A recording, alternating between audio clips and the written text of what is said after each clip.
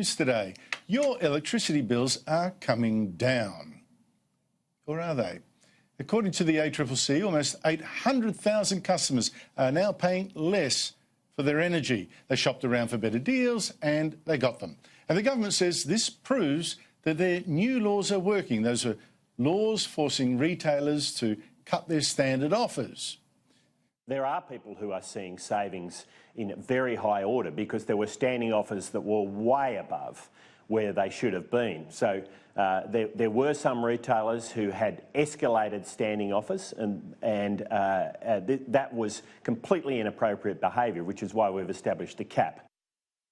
Now, people on those default electricity plans have saved between $130 and $430 a year, we're told, per household. $430, that's not bad. But how many of us are actually on those plans, and are prices for the rest of us really coming down?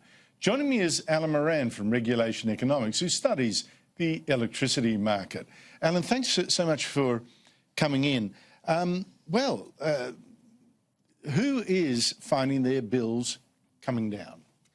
Well, I think the first thing to know is Angus Taylor is one of the few politicians, ministers, who does know something about electricity and prices, but he is a minister and he is a politician. And he's gilded the lily a bit there.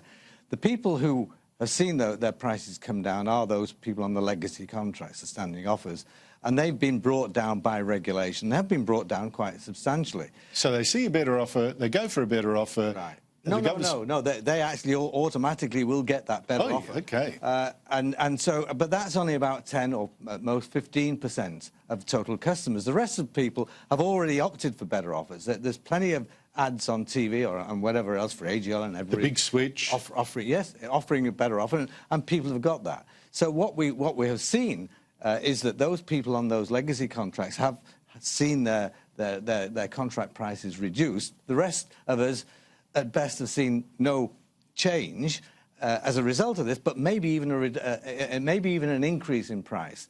But this comes on top of other things that are happening. For instance, governments have reduced the line charge aspects, and line charge is about half of your price nowadays. There's poles and wires. They've reduced it, but that's an administrative reduction. It's still it all helps. It's been reduced. It's not a market reduction.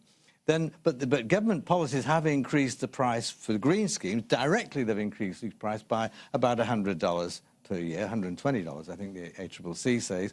So those green schemes we're all paying another $120 a year for. And the government itself could stop those schemes because the ACCC has advised us to do so. But on top of that, we've seen the wholesale price rise by 2.5-fold.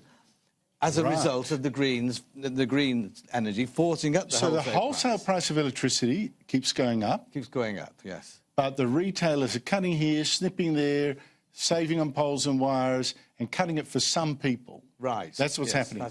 But now, the question is, all right, wholesale price is still going up. That's the point. And at some stage, you can't cut that much more on top of that. Is the issue going to be, come next summer or the summer after that, the price of electricity or the fact that we don't have enough? Well, I think that there's always the reasonable risk that we won't have enough. That the more we have gotten rid of the non-intermittent power stations, that's the coal, etc., the more risk we are running of that happening. I'm not saying it will happen, but there is a risk, and a heightened risk of it happening. There will not be a reduction in price. We won't see a reduction in price. We should be seeing prices markedly lower than they are now if we had an open market. But government meddling over many years, and all governments have done this, government meddling has forced these renewables into the market and raised the price of the wholesale electricity to the detriment of consumers and especially to industry. And of course, as a consequence, in part of those policies, a third of our coal-fired power stations have been forced out of business over the last 10 years. And that is what's caused the price increase as a whole. That's and the bottom line.